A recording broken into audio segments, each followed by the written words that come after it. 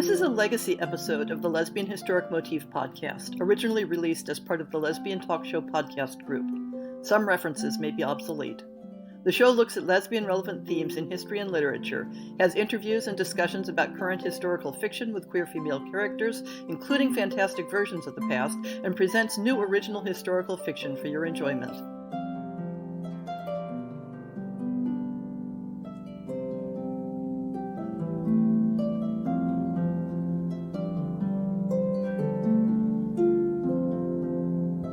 Welcome to On the Shelf for November 2017. Sometimes it's easy to tell that when it comes to history, my heart lives in the Middle Ages. Last week's episode on women knights in shining armor was a lot of fun to put together. But the Middle Ages isn't just about pageantry and castles. The Lesbian Historic Motif Project blog has been covering a number of publications that look closely at how medieval people thought about sex and gender. The essays in the collection Pre-Modern Sexualities ask questions like, what does it mean when homosexuality is not considered an identity, but being a prostitute is? Or, what was the relationship between gender identity and sexual orientation, and how did that affect how medieval law treated people with ambiguous bodies? It can be easy to acknowledge today that gender and sexuality are social constructs, but it can be harder to accept that people in the past used such different constructs that it can be hard to draw clear parallels between our lives and those of our ancestors. When we encounter hints of homoerotic sentiment in the writers of women like Marjorie Kemp, do we work too hard to try to fit them into our modern identity boxes? When I finish up the papers from the Pre-Modern Sexualities volume, I look at the original text of Knighton's Chronicle that I talked about in last week's episode, the one about the gang of cross-dressed women showing up at a 14th century tournament. I don't usually include primary sources in the blog, but sometimes it's fun to let a text speak for itself. After that, I cover an article on an unusual joint memorial brass to two women from 15th century England. Memorials like this gave me an idea for a future essay, so hold on to that thought. After that, the blog is going to plunge deep into the pool of historiography and theory with Valerie Traub's book, Thinking Sex with the Early Moderns. This book was a lot more dense than what I usually choose to cover and talks more about talking about history than looking at the past itself. I'll be continuing on a similar theme of historic theory for much of the rest of the year, covering the articles in a collection titled The Lesbian Pre-Modern, which includes a lot of essays on what it means to think about lesbian history as a field of study, and the academic conflicts between various ways of approaching the study of the past. I'm finding the debates intensely interesting, and it makes me want to find people to discuss the parallels between the study of lesbian history and the creation of lesbian historic fiction. This month's author guest is someone I can imagine having those discussions with. Farah Mendelssohn is publishing her first novel, a lesbian Regency romance titled Spring Flowering. Farah is an academic with a background in history and literature and has a lot of interesting things to say about the social dynamics of gender and sexuality in the early modern era. And I can't wait to read her novel, which should be on my iPad by the time you're listening to this.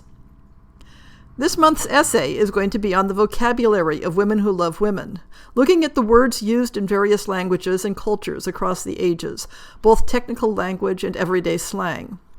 You can tell a lot about how people perceived lesbian sexuality by the root meanings of the words that were used.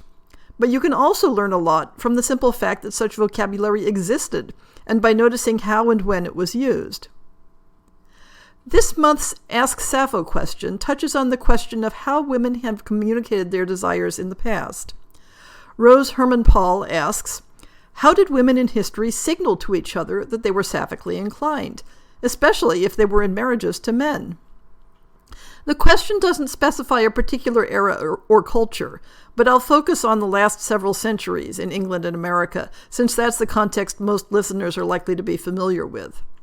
And this is going to be a lot more off the cuff than usual, so there will be no footnotes in the show notes.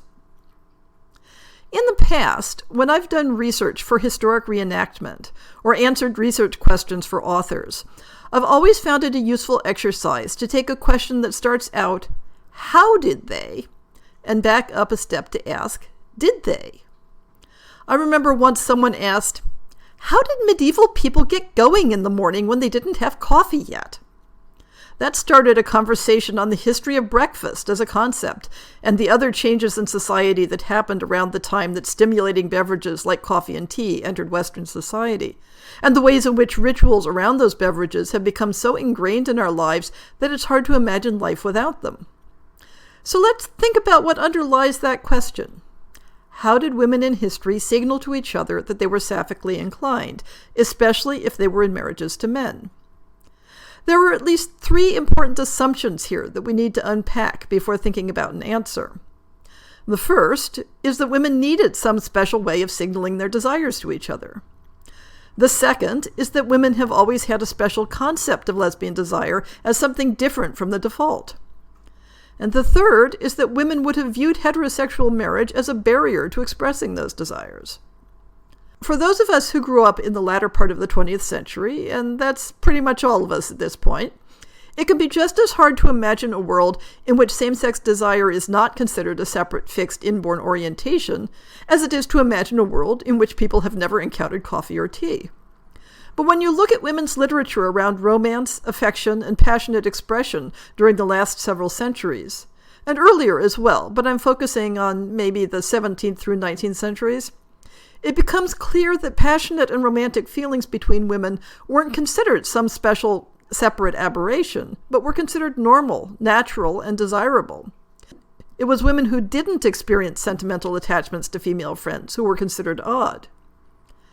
In a world where women are expected to call each other beloved, to speak of their undying devotion to each other, and to long for each other's presence and embraces, in a world where it is utterly normal to exchange kisses, caresses, and embraces, both in public and in private, in a world where it is completely expected that people of the same sex will sleep in the same bed as a sign of their close emotional relationship, or simply for the sake of convenience, it can be hard to figure out what sort of special signal a woman would need to use to express romantic interest in her special friend.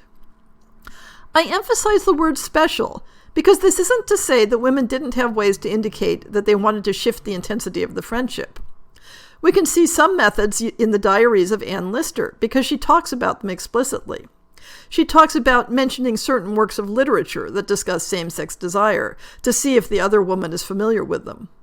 Or maybe she kisses the object of her interest in a more lingering way than she would kiss an ordinary friend. But the fact that she kissed her would have been considered normal. Another thing to consider is how geographically circumscribed most lives were before the 20th century. The vast majority of people you interacted with would be people you'd known all your life. People who lived in the same town as you, or if you were part of the minority who lived in a large city, people who lived in the same neighborhood, or who were part of your family's social circle. If you wanted to delicately hint that you wanted a deeper relationship with someone, you weren't likely to be dealing with a stranger. It would be someone you'd known for some time, someone whose opinions and responses you were already familiar with. When considering the lives of pre-20th century women, it's also important to understand that dividing lines between sex and affection were drawn in different places at different times. Activities that we consider sex acts might have been considered ordinary expressions of very close friendship. A woman might want to make sure that the object of her affection felt the same degree and intensity of attachment that she did before committing herself wholeheartedly. But it wasn't necessarily a negotiation that either of them would have felt needed to be done covertly. And they wouldn't have considered the degree of attachment and affection between them to be something separate and apart from what other female friends felt for each other. But, you ask me, what about the historic records we can find in which women that we would consider lesbians are criticized or punished? This gets back to the question of how society is drawing lines between concepts and behaviors. You will find women being criticized if they claim male social prerogatives, if they cross-dress, if they marry a woman in the guise of a man. You will find women being criticized if they explicitly resist the expected forms of society, if their attachment to a female friend leads them to reject what would be considered a desirable marriage. In some eras, if they are open about genital sexual activity of any type, with a woman or a man, this will be cause for censure. And in some eras, public discourse around stereotypes of female same-sex sexuality is used to communicate expectations and limits, and to create social divisions that prevent women as a class from advancing women's causes. In eras when outspoken, socially active women were accused of lesbianism, the point wasn't to control women's sexual activity, but to control women's social and political agency. Sex itself wasn't the point, it was the weapon. So getting back to our third assumption, that women who desired other women would have considered marriage to a man to be a bar to those relationships or to expressing those feelings, this takes a very modern position on the optionality of marriage. For most of history, marriage was not about making an individual voluntary choice based on erotic desire or even on romantic attraction, even in eras when romantic attraction was held up as an ideal. Marriage was primarily an economic transaction, at the very least, a major influence on one's economic and social status. As a parallel, consider how absurd we would consider it to think that one's employment should be based primarily on personal bonds of affection with the employer. Sure, in some cases you may be offered a job because of personal connections. And sure, in some cases you may end up having a personal friendship with your boss. But those things aren't considered expected. A woman opting out of marriage because she didn't have a pre-existing erotic attraction to the man she was marrying would have been considered as silly as we would consider refusing a job because you didn't think your future boss was hot. Another aspect of pre-20th century society that we sometimes have a hard time imagining is how strongly gender-segregated people's lives were. Think about that awful politician who said he had a rule never to be alone in a room with a woman who wasn't his wife. Now imagine everyone in society thinking that way. In a society that considers a woman suspect for any sort of emotional attachment to a non-related man, it's not only expected that your close emotional bonds will be with other women, but that is considered desirable. Friendship, as the theory went, was only possible between equals, and men and women could rarely be equal. Women were expected to rely on other women to fulfill their emotional and affectionate needs, just as men were expected to rely on men for those needs. In that context, the dividing line between affection and romantic love was functionally non-existent. The dividing line between ordinary physical expressions of that love and something that went beyond the norm was exceedingly fuzzy. And that dividing line would be negotiated between two women who had already established an emotional bond and engaged in a lot of physical expression of that bond already.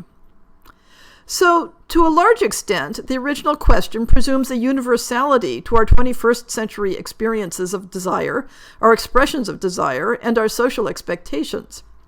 We won't find 18th century women secretly signaling their erotic desires to complete strangers by using carefully color-coded handkerchiefs, because they had no need to do so.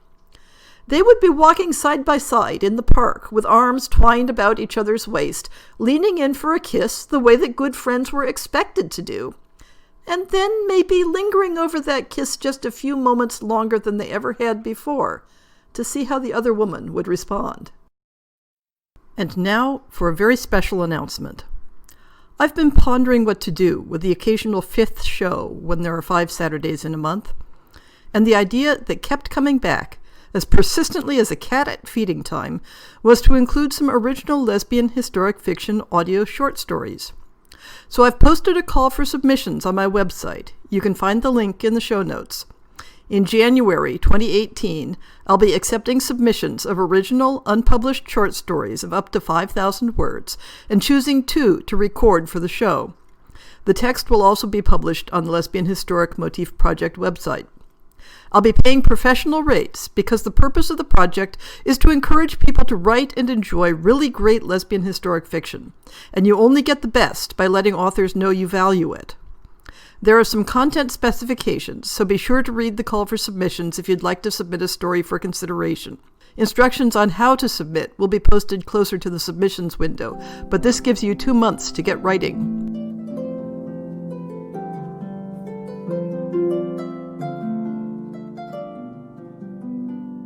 I hope you've enjoyed this episode of the Lesbian Historic Motif Podcast. See the show notes for links to people and topics. Most shows will have a transcript linked as well. If you have a book announcement, a topic suggestion, or might like to appear on the show, please drop me an email. If you enjoyed this podcast, please rate it and subscribe on your favorite podcast app, and consider supporting our Patreon.